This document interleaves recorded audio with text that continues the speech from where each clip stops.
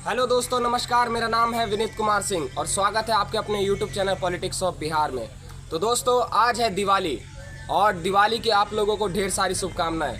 लेकिन इस दिवाली के त्यौहार में जो भारत में बहुत बड़ा पर्व माना जाता है, जब श्री रामचंद्र जी सीता माता को लेकर अपने घर पर आए थे, ऐसे दिन को पूरे बिहार के अंदर, पूरे भारत के अंदर बहुत खुशी से मनाया जाता है। उसके बावजूद भी हमारे बिहार में जो कैंपेनिंग चल रहा है जन स्वराज का, प्रशांत किशोर जी का जो कैंपेनिंग चल रहा है, जो प्रशांत किशोर जी के योद्धा है, जो उनकी सेना है, वो आज के दिन भी अपने घर पर नहीं गई।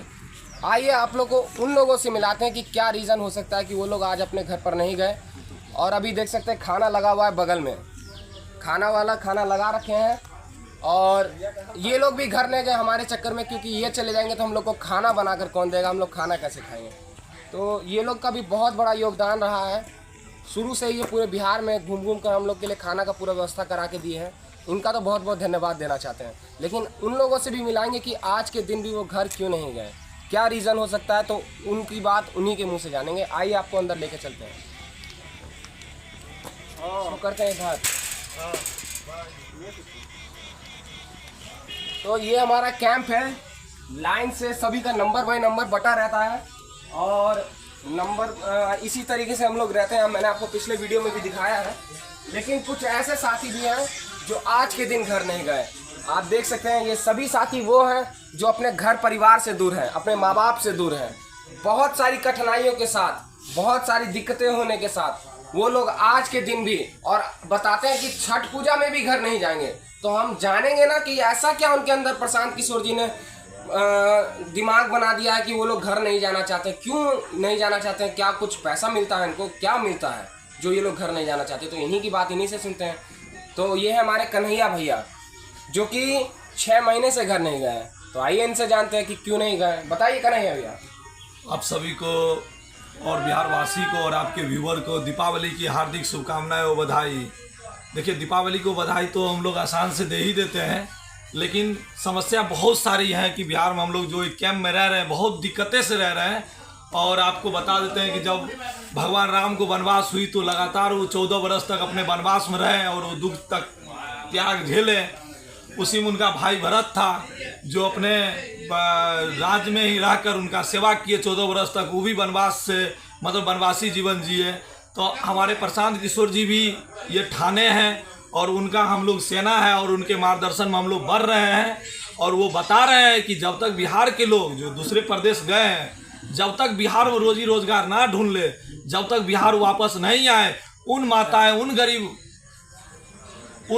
उन गरीब लोग जो अपना बच्चा या पति को दूसरे प्रदेश में अभी भेजे हुए या कमाने गए हैं, वो लोग जब तक बिहार वापस नहीं आएंगे तब तक हम लोग ये संकल्प लेके चले हैं कि बिहार में व्यवस्था ऐसा बनाया जाए और जब तक वो लोग बिहार में छठ और दीपावली अपने परिवार बच्चे के साथ नहीं बनाएंगे और खुशियां नहीं देंगे, तब तक हम लोग सब संकल्प लिए हुए हैं। और हम भी इस बिहार का ही बेटा है, तो हम लोग भरत जैसे त्याग कर रहे हैं। प्रशांत किशोर जी इस चीज़ को समझ रहे हैं और ये व्यवस्था बनाने के लिए लगे हुए हैं। जब तक वो वापस या जहाँ भी हैं वो लोग, जब तक यहाँ रोजी रोजगार या नौकरी करने वापस नहीं आएंगे, तब तक हम लोग इस कैंप की व्यवस्था से नहीं हटेंगे और दीपावली छठ यही इस कैंप में ही मनाएंगे।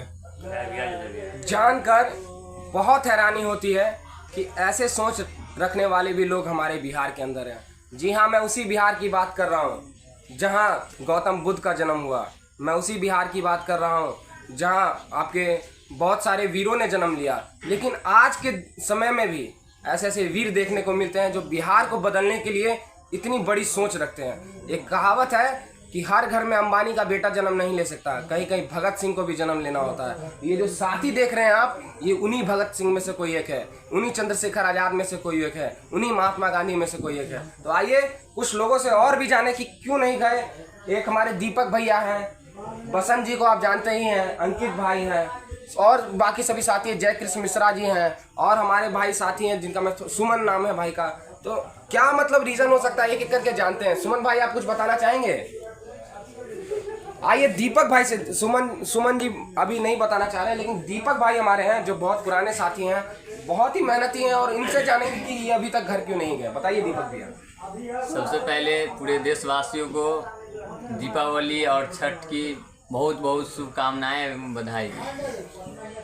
हम लोग का जो ये रीज़न है दीपावली में घर नहीं जाने का, बस एक ही है कि बिहार के लिए जो कोई व्यक्ति जो अपने पूरे सुख शांति व्यवस्था को छोड़कर और बिहार 2 साल से पूरे बिहार में पैदल घूम रहा है, उसके लिए और अपने बिहार वासियों के लिए जिन्होंने आज अपने बिहार को छोड़कर दूसरे राज्य में जाकर कमा रहे हैं, उनके लिए और यही सब व्यवस्था के लिए हम लोगों ने ये ठान लिया है और ठाना है कि हम लोग जब तक एक नई व्यवस्था नहीं बना लेते हैं तब तक हम लोग कोई भी पर्व सही से नहीं मनाएंगे। और यही रीज़न है कि आज हमने इतने बड़ी बहुत ही अपने बिहार का सबसे सर्वश्रेष्ठ पर्व छठ और दीपावली में हम लोग ने नहीं गए।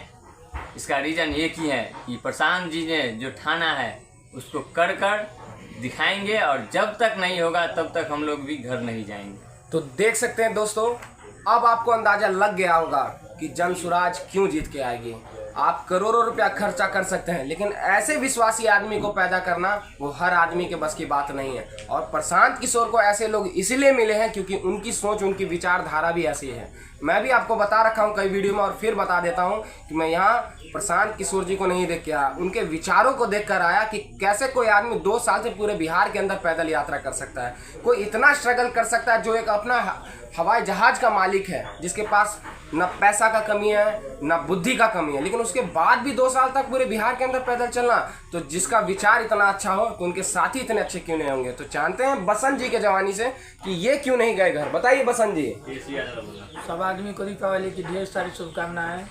हम इसीलिए घर नहीं गए कि हमारे लाखों भैया, जितना मेरे भाई है, चाचा है, सब दिल्ली पंजाब से आ रहे हैं, ट्रेन में ठुसा रहे हैं, बोझा की तरह ठुसा रहे हैं, गद्दा की तरह ठुसा रहे हैं, कितना कष्ट होके आ रहे हैं, वो सब हमको देखा नहीं जा रही। खुद मैं भी आया था वैसा ही ट्रेन से, जब दीपावली में घर आ रहा था, तो ये सब मुझे देखा नहीं। इसीलिए कोई तो आदमी है, कोई तो इंसान है जो बिहार बदलने चला है, तो क्यों नहीं हम लोग उसको सपोर्ट करें। इसलिए भैया हम लोग दीपावली को, छठ पूजा को कुर्बानी दिए हुए हैं कि हम लोग फुल्ली सपोर्ट करेंगे कि बिहार बदले, और जो आदमी बिहार बदलने के लिए मेहनत कर रहा है उसके साथ दे।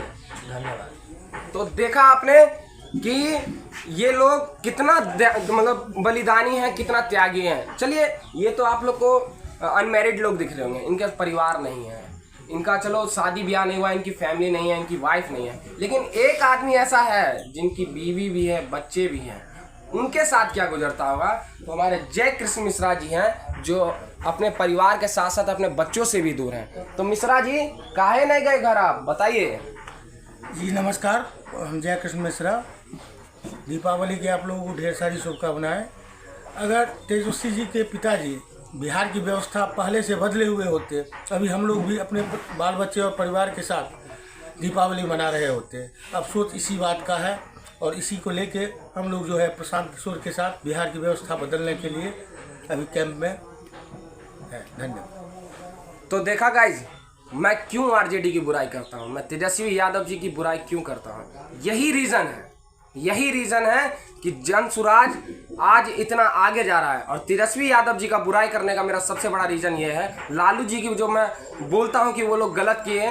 लालू जी के राज में जो लॉ एंड ऑर्डर का फॉलो नहीं किया जाता था, जंगल राज देखा गया, अगर वो नहीं होता तो आज हमारा बिहार बहुत आगे होता। और ये बिहारी शब्द का जो गाली हम लोग जा के दूसरे राज्यों में सुनते हैं, वो सुनने के लिए नहीं जाना होता। और जो आज अपना दिवाली छठ छोड़ के आज यहाँ पर भटक रहे हैं, आज हम भी अपने परिवार के साथ खुश होकर रहते, खाते, कुछ मिठाइयाँ खाते, कुछ नए चीज़ें करते हैं। लेकिन इन सभी से दूर रखने का अगर सबसे बड़ा किसी का रीज़न है तो वो हमारी बिहार की सरकार है।